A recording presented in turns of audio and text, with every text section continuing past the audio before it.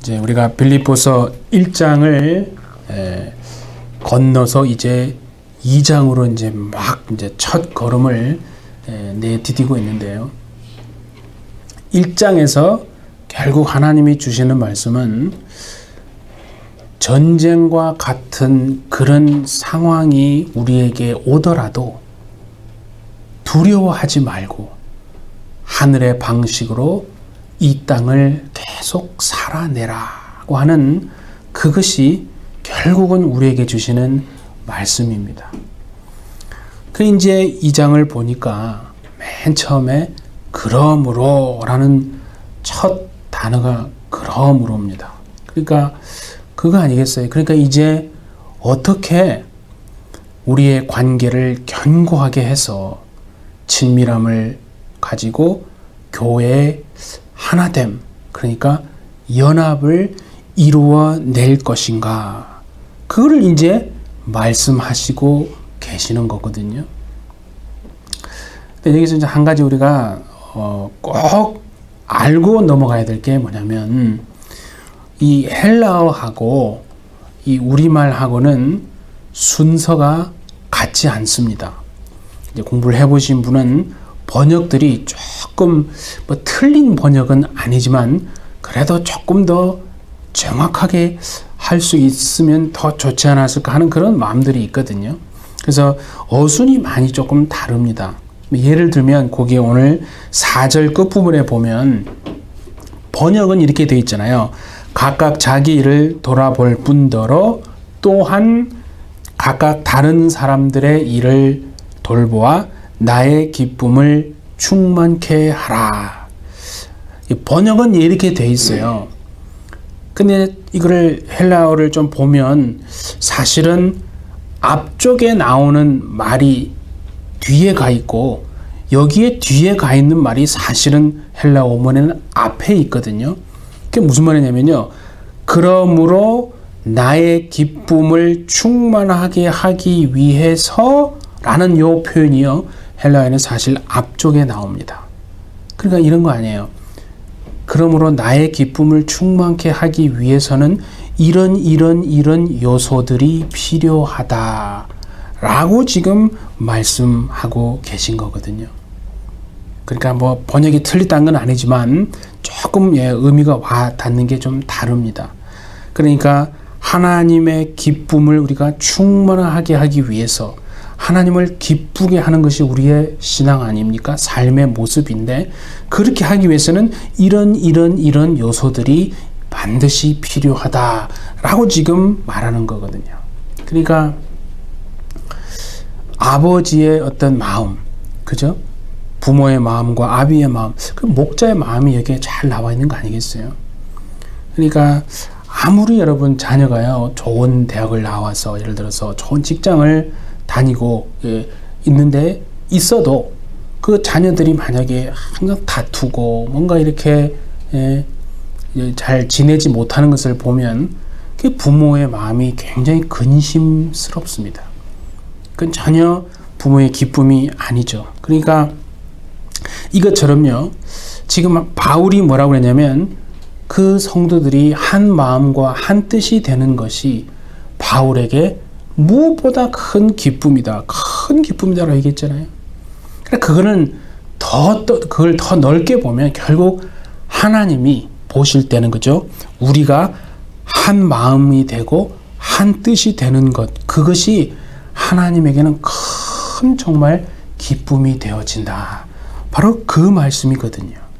그러니까 하나님에게 큰 기쁨이 되기 위해서 하나님에게 큰 기쁨을 주려면 이런 요소들이 있어야 합니다.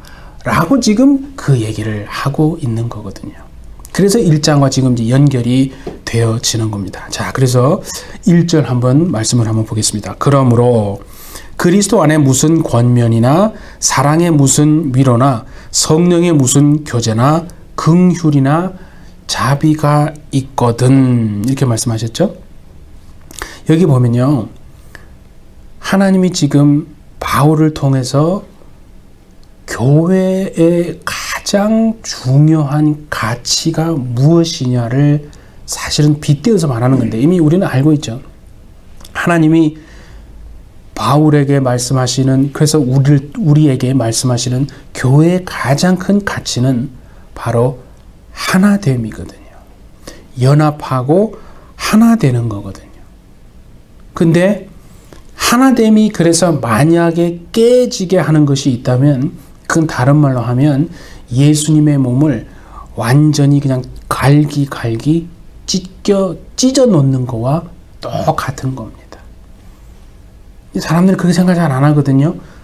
그죠? 그리스도의 몸이 교회고 교회의 머리가 예수님이라는 건 뭐 이론적으로는 우리가 수만 번도 더 들어서 알고 있지만, 그래서 하나됨을 만약에 깨어지는 게 하는 것이 있다면 그거는 다른 말로 하면 예수님의 몸을 정말 갈기 찢어 놓는 거와 똑같은 것이다 하는 거죠.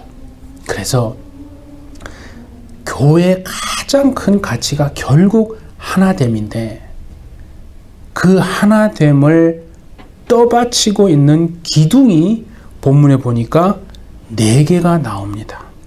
하나님이 이 4가지를 지금 바울을 통해서 우리 믿는 자들에게 말씀하는 것입니다. 자, 거기 한번 보세요. 1절에 보니까 그죠?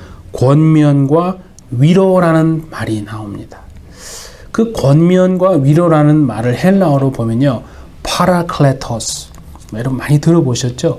파라클레토스라는 말은 뭐냐면 보혜사, 성령을 얘기할 때 파라클레토스라는 말을 쓰거든요. 그러니까 권면과 위로가 파라클레토스라는 거예요. 근데 그 성령 이외에 또 그 파라클레토스, 권면, 위로하면 성경에 인물이 하나, 사람이 하나 생각이 납니다. 그게 누구냐면 바나바죠. 네, 바나바. 그러니까 원래 바나바는 이름이 아닙니다. 근데 이제 사도들이, 그죠? 그 바나바를, 그러니까 원래는 이름이 요셉이죠. 요셉인데 별명을 바나바로 이렇게 붙여준 거거든요. 자, 우리 사도행전 4장 36절 한번 볼게요. 구브로에서 난 레위족 사람이 있으니 이름은 요셉이라. 그렇죠? 사도들이 일컬어 바나바라 하니 번역하면 위로의 아들이라. 그죠? 그러니까 요셉이란 사람이 있는데 사도들이 그에게 별명으로 바나바, 파라클레토스, 그러니까 위로와 격려의 아들이다. 그러니까 쉽게 말하면 그거 아니겠어요? 그 성령께서, 그죠? 그에게 그런 것을 주신 거 아니겠습니까? 그러니까 그 말 자체가 벌써 보혜사 성령에게서 나온 것임을 우리는 알 수 있는 겁니다. 예수님이 그런 얘기를 하셨잖아요. 내가 떠나면, 내가 가면 보혜사가 오신다라고 했죠. 파라클레토스가 오시는데 그가 오셔서 하는 일이 뭐냐면 권면하고 위로하고 인도하는 일을 하신다는 거죠. 성령이 하시는 일이 그거지 않습니까? 그래서 여러분, 성령께서 우리 안에 오시면 그렇게 우리 안에서 그 일을 행하신다는 거죠. 우리를 권면하시고, 그죠? 우리를 또 위로하시기도 하시고 또 우리를 인도해 가신다는 거죠. 정말 이것이 이론이 아니라 여러분 실제 삶에 분명한 경험이 되어질 수 있기를 예수님의 이름으로 축복합니다. 그래서 지금 성령의 은혜를 다 경험한 이 요셉이 바로 그런 바나바 같은 사람이 된 거거든요. 그러니까 위로하고 격려의 말을 하는 사람이 된 겁니다. 근데 물론 뭐 처음부터 그 사람이 태어날 때부터 위로를 잘하고 격려를 하기 위해서 태어난 게 아니거든요. 자, 한번 봅시다. 우리 사도행전 4장 32절에 보면 이런 말씀이 나옵니다. 믿는 무리가 한 마음과 한 뜻이 되어 모든 물건을 서로 통용하고 자기 재물을 조금이라도 자기 것이라 하는 이가 하나도 없더라. 그러니까 원래 요셉이라는 사람이 이 무리에 속해서 살아가고 있다가 사도들이 전하는 그 하나님의 말씀, 그 예수님의 복음을 들었을 거 아니에요. 그리고 이 사람이 은혜를 받은 거예요. 우리와 똑같은 거예요.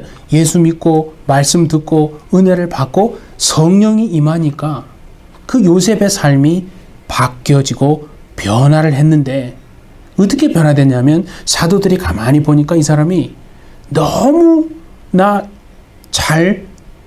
이렇게 잘 격려를 하고 권면을 너무나 잘하고 또 사람들을 위로하는 말들을 너무나 잘하는 것을 보고 그 사람을 불러서 바나바라고 하는 그런 별명을 불러준 겁니다. 그러니까 보세요. 성령이 그를 변화시킨 거 아니겠어요? 그러니까 참 이걸 보면서 깨닫게 되어지는 게 성령이 임하니까 그 성령의 속성이 그 사람에게 나타나는구나. 그러니까 뭔가 우리가 애쓰고 노력하는 부분만 있는 게 아니라 정말 성령이 임하니까 그 성령의 속성이 파라클레토스라는 거예요. 권면하고 위로하고 인도하는 그 일들이 우리를 통해서 나타나게 되어지는. 그래서 요셉이 정말 은혜 받고 성령이 임하니까 성령의 속성이 그렇게 나타나서 그런 사람이 된 거다 하는 거죠. 그래서 1절에 지금 권면하고 위로한다 이제 그런 말이 나오는데 참 그런 생각이 들어요.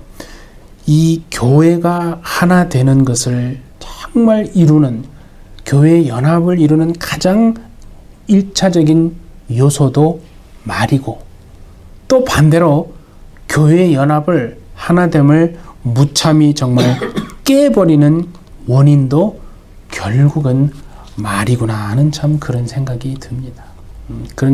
그래서 우리가 다 서로 연약한 그런 존재임을 알고 우리가 격려하고 또 위로하는 그 힘을 주는 그런 말을 정말 할 수 있도록 기도하는 저와 여러분 되시기를 예수님의 이름으로 축복합니다.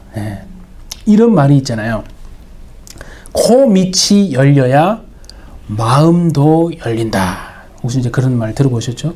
목회하시는 분, 목사님이 어떤 목사님 그런 목회 철학을 가지고 하시는 게 코 밑이 열려야 마음도 열린. 코 밑에 입이 있잖아요.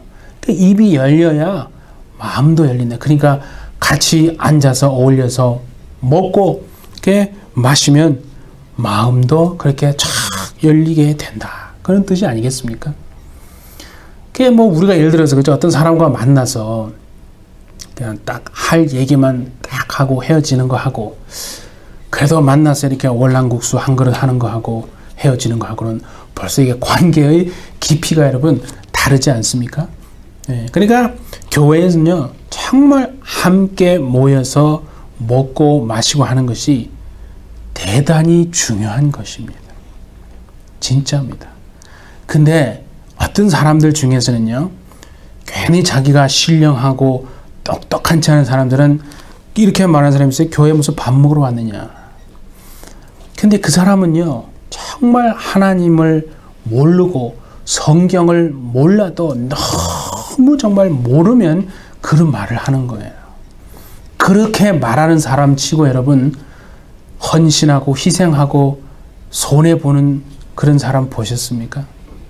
그렇게 말하는 사람은 치고 교회에 덕을 세우는 사람 거의 없습니다. 그러니까 사실은 그런 사람이 어떻게 보면 교회의 하나됨을 무참히 깨뜨리는 그런 사람이거든요. 성경에 보시면 초대교회 성도들이요 모일 때마다 뭐 했냐면 떡을 뗐다라고 성경을 말하고 있지 않습니까? 그들은 모일 때마다 막 기도만 하고 딱 할 거 하고 헤어진 게 아니에요. 그저 섬기고 또 뭐 누가 가져와서 같이 뭐 해먹고 부침개 해먹고 그죠? 막 깔깔깔 웃으면서 성경이 말하잖아요. 초대교회 성도들은 모일 때마다 떡을 뗀 거예요. 그것뿐만이 아니잖아요. 예수님이요 하도 이 세리들과 죄인들과 함께 먹고 마시고 뭐 얼마나 했습니까? 그 모습을 보고 바리새인들이 얼마나 예수님이 그랬으면은 세리와 죄인들의 친구다 그랬거든요. 그렇게 아주 그냥 쏘아 붙였잖아요.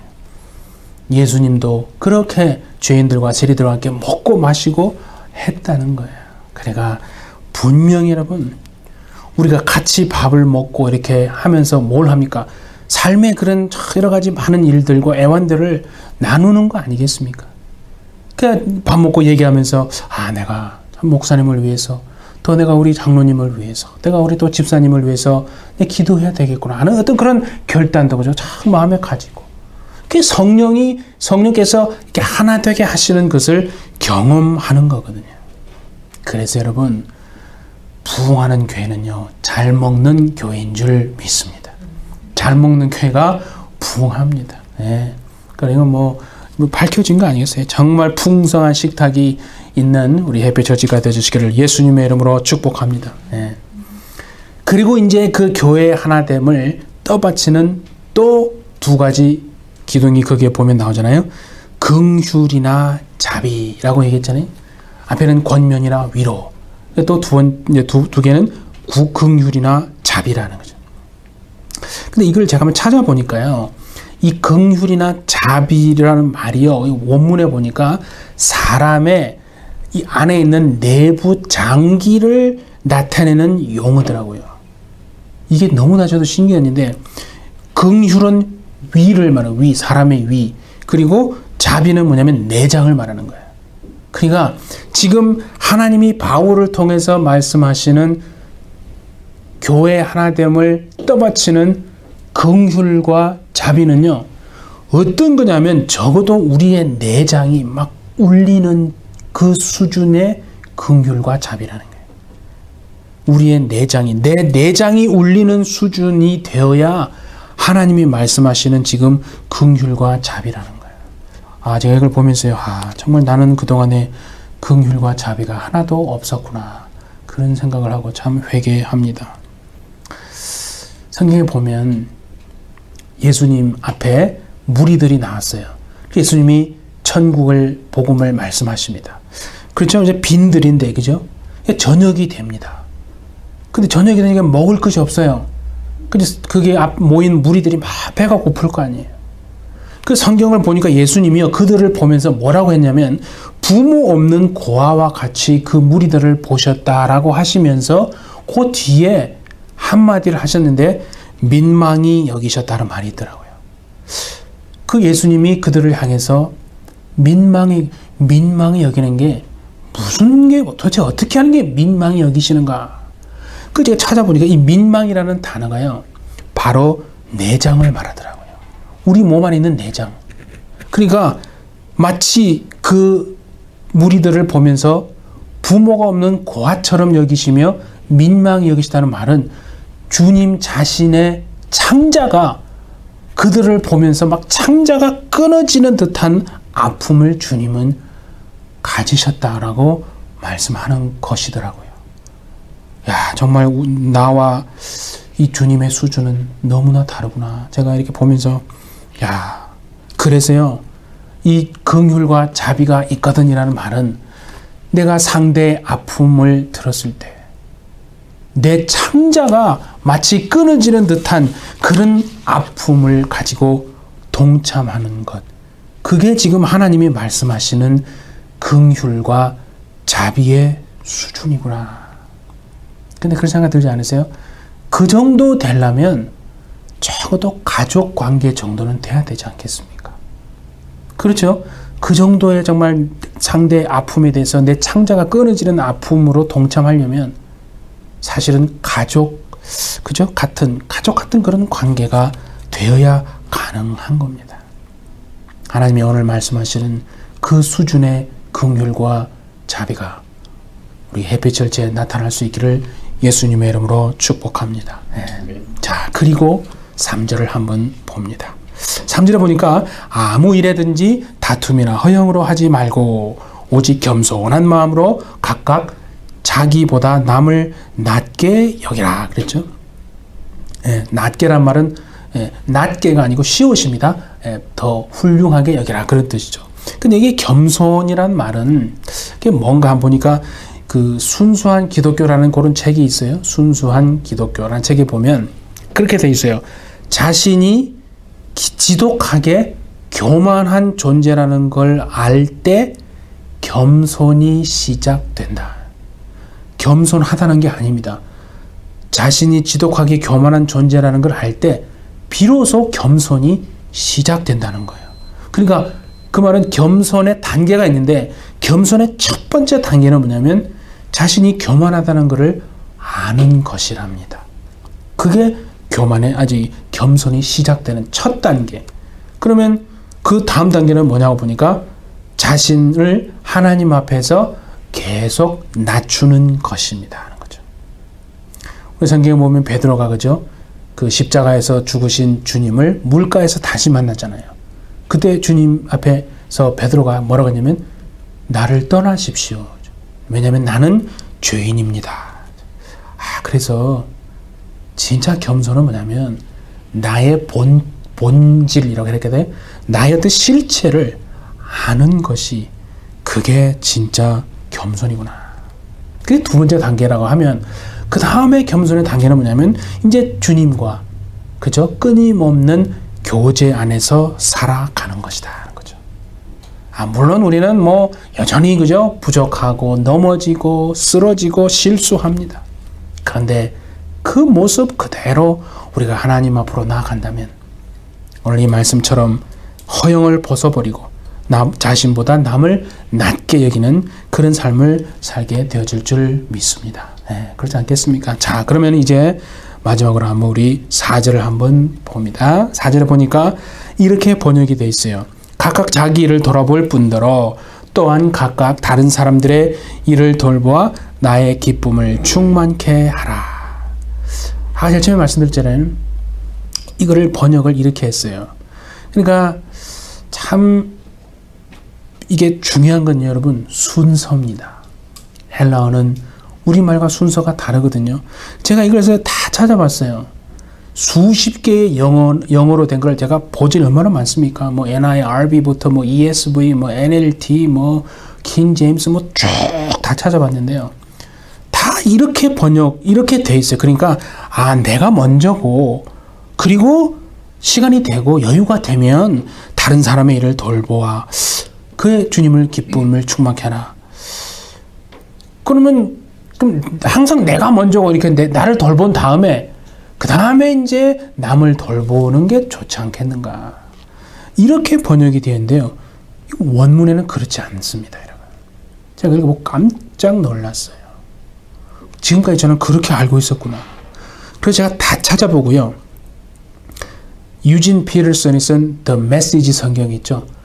그거 하나가 그나마 제대로 원문에 가장 비슷하게 되어 있더라고요. 이 보면요. Put yourself aside. 아주 그냥 여러분 자신은 옆으로 제껴두세요. 그렇게 되어 있더라니까요. 그러니까 뭐냐면요. 원문에는 이게 되어 있어요. 먼저 다른 사람들의 일을 돌아보라. 네 자신은 아예 옆으로 그냥 제껴두라는 거예요. 제가 이걸 보면서 충격을 받았어요. 그러면 그렇지. 우리가 하나님이 우리에게 구별되고 세상의 방식으로 사는 게 아니라고 하늘의 방식으로 살아라고 얘기하면서 내 일을 먼저 돌보고 그 다음에 시간이 되고 여유가 되면 남의 다른 사람들을 돌보는 게 이게 과연 하나님의 방식인가? 그게 아니고 원문에는요. 나는 아예 옆으로 제껴두라는 거야. 아주 그냥 신경도 쓰지 말고 내 일을 먼저 앞에 두지 말고 내 일을 저 전면에 두지도 맨 위에 두지 말고 나는 아예 옆으로 제껴두고 다른 사람의 일을 먼저 돌보라는 것이요. 진짜 그게 원문에 그렇게 되어 있더라고요. 그래서 잘 보면 복음이 그거잖아요. 예수님이 하늘의 영광을 버리고 이 땅에 오신 것 자체가 우리를 먼저 돌아보신 것이다. 그래서 하늘의 원리, 다시 말하면 하나님이 우리에게 원하시는 이 땅의 육체를 가지고 살아가는데 어떤 원리로 내가 살아야 합니까? 바로 이 원리더라고요. 그러니까 나는 옆으로 제껴두고 진짜 먼저 내가 다른 사람들의 유익을 돌보고 다른 사람들을 먼저 돌보며 살아가는 것이 이게 진짜 내가 살아야 할 삶의 원리구나.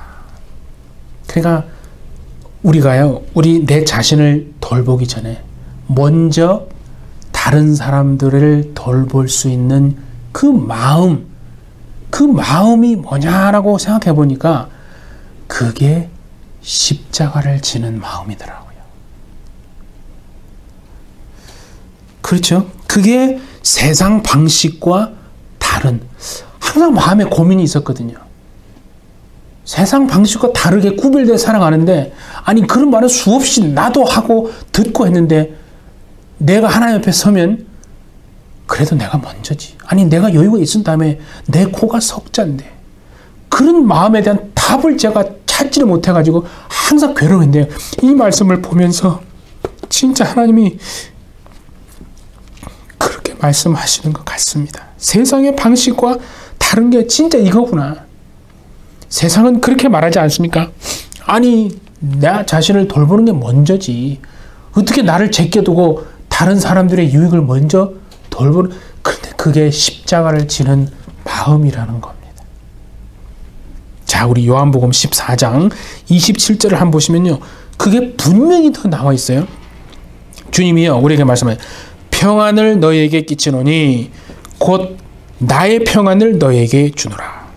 내가 주는 것은 세상이 주는 것과 같지 아니하니라.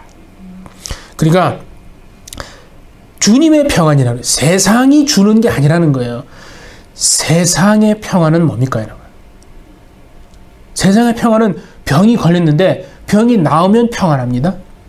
돈이 없는데 돈이 생기면 평안합니다. 빚을 지고 있다가 그 빚을 해결을 받으면 평안한 것은 세상이 주는 평안입니다.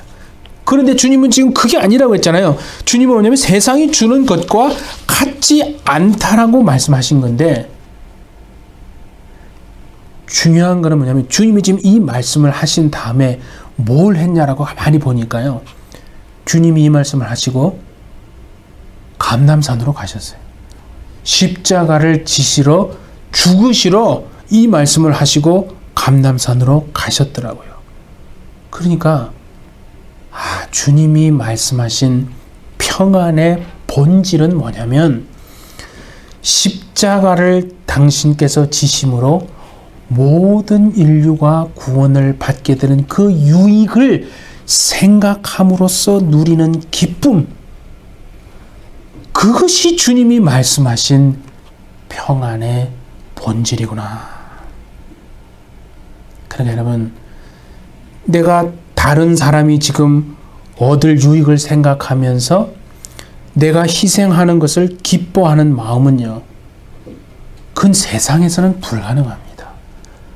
아무리 공부를 많이 하고 무슨 PhD가 있어도요, 세상 사람들은 그렇게 하지 않지 않습니까? 그게 하나님의 방식이라는 거예요. 다른 사람이 얻을 유익을 생각하며 내가 희생하는 것을요, 기뻐하는 마음, 그게 십자가를 지는 마음이고, 그게 예수님이 말씀하신 기쁨이고 하늘의 평화구나. 그래서 마태복음 16장에도요, 이제 이게 해결이 됐어요, 저한테. 나를 따라오려거든, 누구든지 나를 따라오려거든, 주님이 그렇게 하셨잖아요. 자기를 부인하고 자기 십자가를 지고 나를 따를 것이니라. 내 십자가가 뭡니까? 오늘 말씀으로 빌리면 나를 아예 그냥 제껴두는 거예요. 다른 사람들이 얻을 유익을 내가 생각하면서 내가 희생하고 내가 손해보는 것을 기뻐하는 마음, 그것이 바로 내가 져야 할 십자가, 그것이 주님을 따르는 것이랍니다. 여러분, 우리는 주님을 따른다고 많은 얘기를 합니다. 그런데 이렇게 살지는 않거든요. 그렇잖아요. 우리가요, 이 수준을 못 벗어나는 것 같아요. 그렇죠? 정말 주님이 오늘 통해서 말씀하시는 게, 야, 이 목사야, 네 수준이 이 정도야 라고 정말 발가 벗겨내는 그런 말씀인 것 같아서, 솔직히 제가 너무 부끄럽고 하나님 앞에서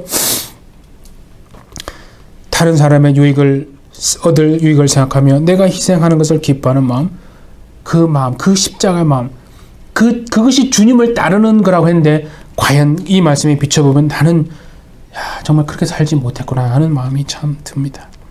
우리가 그 정도 수준이 안 되니까 참 어떻게 보면, 그죠, 세상으로부터 우리가 질타와 비판을 받는 것이 아닌가. 주님은 오늘 이 예배를 통해서 이렇게 살라고, 이것이 구별되는 삶이라고 저와 여러분에게 말씀하시는 줄 믿습니다. 우리 사랑하는 해피철치 여러분, 기독교의 속성은 다른 게 아니라 날마다 내가 십자가에 죽는 것입니다. 그렇죠? 많이 알고 있잖아요.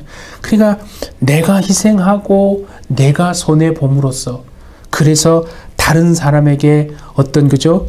끼치는 그 유익을 내가 잘 생각하고, 그거로 인해서 세상의 어떤 것과도 바꿀 수 없는 하늘의 기쁨, 예수님의 기쁨, 그 평안을 맛보시면서 구별되며 당당히 정말 그 원리로 살아내시는 해피철치 모든 성도님들 되시기를 예수님의 이름으로 축복합니다. 우리 함께 기도하겠습니다. 오늘 주신 이 말씀을 통해서 이 땅에서 우리가 하나님의 자녀로 어떻게 살아야 하는지 보여주신 하나님 아버지, 이제는 성령의 그 가르치심과 권면과 위로하심, 그 인도하심을 따라서 나 자신을 돌아보기 전에 나 자신은 아예 옆으로 제껴두고 먼저 다른 사람의 유익을 돌아볼 수 있는 그 마음, 십자가의 마음, 그것이 주님을 따르는 것이라고 하셨사오니, 주님, 내가 희생하고 내가 손해봄으로 하늘의 기쁨과 평안을 맛보면서 이 땅을 살아내는 은혜를 주옵소서. 남은 인생 순례의 길을 반드시 그렇게 살아낼 수 있는 우리 모두가 될 수 있도록 주님 축복하여 주옵소서. 감사드리며 예수님의 이름으로 기도하옵나이다. 아멘.